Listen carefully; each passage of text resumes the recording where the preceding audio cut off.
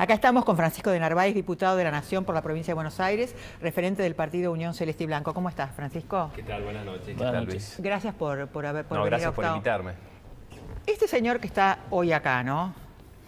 ¿Qué representa? ¿Qué es? Aparte de empresario, aparte de personaje que está a veces en el show de los personajes. ¿Qué es? ¿Dónde estás parado hoy en política? Yo en el siglo XX fui empresario y en el siglo XXI político. ¿Y qué represento? La normalidad, sentido común, desde la provincia de Buenos Aires. En la última elección más de 1,5 millones de personas nos acompañaron. Y representamos el respeto a la Constitución por la cual juramos, la libertad de expresión, las libertades que hoy se están cuestionando en Argentina por esta forma de gobierno que trasciende a una forma de vida, la propiedad privada. El orden de las prioridades de gobierno tienen que ver con los problemas de la gente, la inflación que no cesa, la inseguridad, la falta de certeza para nosotros y para nuestros hijos y para nuestros mayores. No hay certidumbres hoy en la vida de los argentinos. Diría, el común denominador hoy en la Argentina es miedo, temor, que lo infunde el gobierno cuando la señora presidenta casi que se compara con Dios, o cuando Kicillof dice, este señor lo vamos a fundir, pero por ahora no, con toda claridad, porque Roca podrá decir o desdecirse, pero el chapista de La Matanza, el chapista de San Justo, ese tipo dice, si van por Roca, vienen por mí, olvídense, o sea, meten miedo. ¿Qué representamos nosotros? La normalidad. La normalidad es volver a poner prioridad sobre los problemas de la gente y resolverlos.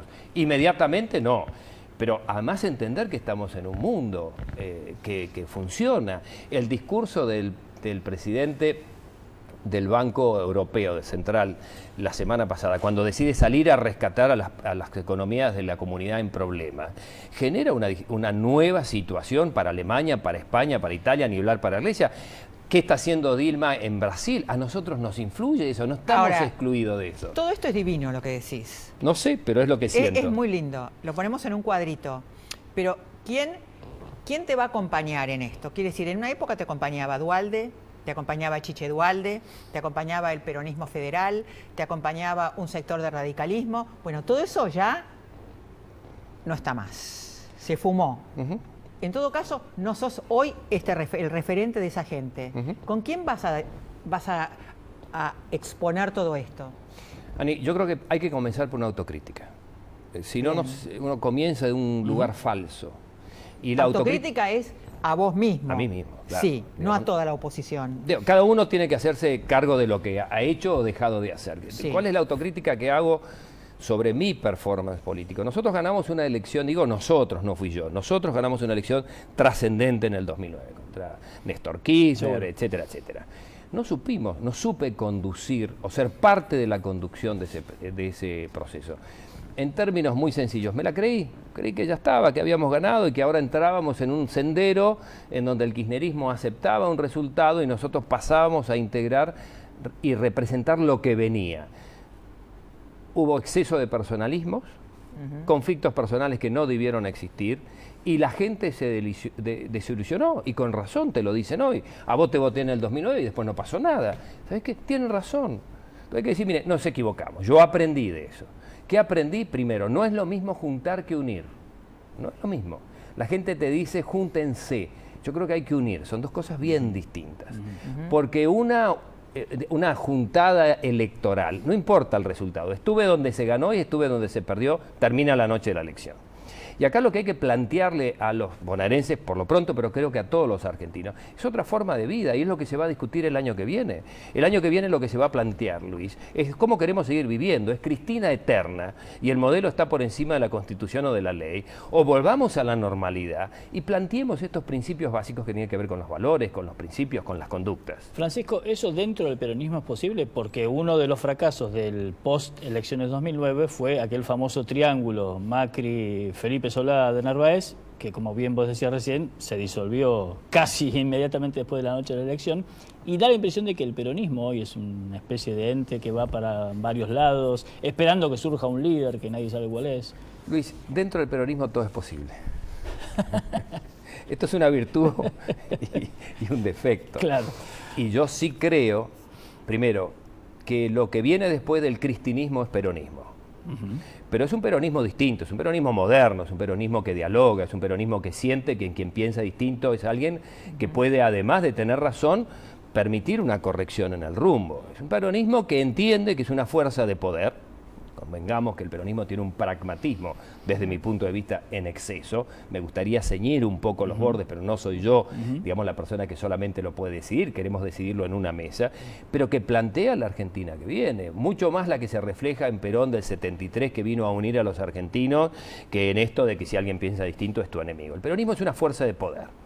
Y la verdad que lo que está dejando el cristinismo para la vida de los argentinos va a llevar tiempo y trabajo, pero además vocación de poder para resolverlo. Acá hay que ir a una reforma tributaria, acá tenemos que ir realmente a una política social que aborde la pobreza, acá tenemos que pensar en un modelo productivo de pleno empleo, acá tenemos que volver al mundo diciendo, señores, no somos el ombligo del mundo, ¿cómo podemos interactuar con todos ustedes? Y esto lo puede hacer el peronismo. ¿Y quiénes son esas figuras hoy? Ya, dentro del peronismo y fuera del peronismo, porque creo que lo que viene y lo que tenemos que hacer, porque mucha gente habla de la oportunidad. Sí. Yo creo que acá hay un problema de responsabilidad. Yo creo que se pueden dar nombres, te los voy a dar. De la Sota, por ejemplo, Massa, por ejemplo, Macri, por ejemplo, Juan Manuel Urtubey, por ejemplo, y no quiero ser excluyente, Gabriela Michetti, sin ninguna duda. Creo que hay un grupo de dirigentes que si nos ponemos a hablar y decimos las tres cosas, tres, las causas generalmente no tienen más de 3 objetivos clarísimos que la gente puede comprender, adherir y que no hace falta explicarla. Porque una de las cosas que aprendí en la política, Luis, que lo que tenés que explicar no sirve. La política Entonces, es lineal. A ver, en esas cosas, ¿es no a la reelección? Cumplir la Constitución, que es O sea, no a la reelección. No me gusta empezar por los no. Cumplamos esta Constitución. Porque acá sentado lo tuvimos a Hermes Wiener y lo tuvimos a Sanz y dijeron dos cosas que eran claras. No a la reelección, era una de las cosas, Sí. pero después había un límite. Por ejemplo, Hermes Wiener tenía un límite con Moyano, otro tiene un límite con Macri. Entonces, ¿cómo seguimos esto? Porque a Moyano hay que tenerlo en cuenta. Absolutamente. Moyano no es poca cosa. Sin duda. En la otra vereda está Scioli. ¿Qué pasa con Scioli? Scioli es un tipo que hoy, una persona que hoy tiene un caudal de votos impresionante, que no lo tiene ni, te diría, ni de la Sota. Entonces, ¿qué se hace con el otro sector, el de Hermes Wiener? ¿Qué se hace con el radicalismo? ¿Qué se hace con Labaña, que también quiere ser presidente? A ver, yo creo que todos tenemos que sentarnos en una mesa redonda, sin cabeceras, Sí. y sin otra vocación excluyente. Es decir, hay 3 o 4 cosas que queremos defender, ya no desde la política solamente, sino cómo queremos vivir. De ¿Qué Argentina tenemos, entre comillas, que recuperar? Porque la estamos perdiendo, la Argentina del miedo, la Argentina de la persecución, la Argentina de la droga, la Argentina del vale todo. Si de esas 3 o 4 cosas estamos de acuerdo, y yo creo que todos los que mencionaste estaríamos de acuerdo, comenzamos a caminar.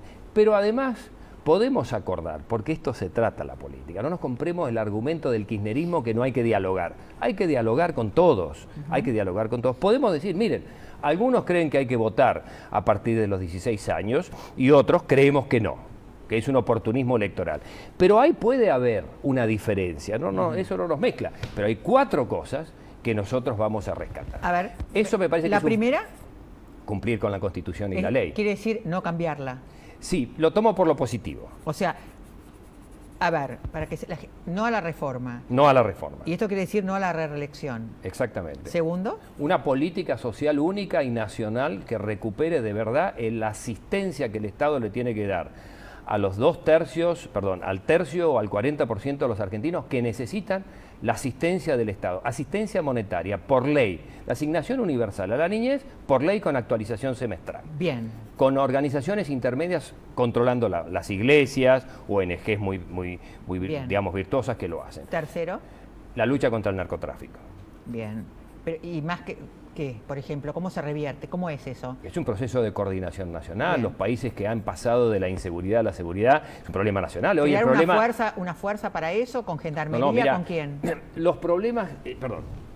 ¿Es un problema nacional o no? Es un Sí. problema nacional. Sí, claro. No lo vamos a arreglar desde la Intendencia de Tigre. No. Por más que se está haciendo bien las cosas. Problema nacional. ¿Se puede arreglar? La respuesta es sí. ¿Qué hicieron los países que lo arreglaron? Fue una decisión presidencial. Lleva tiempo, pero se produce un proceso de coordinación.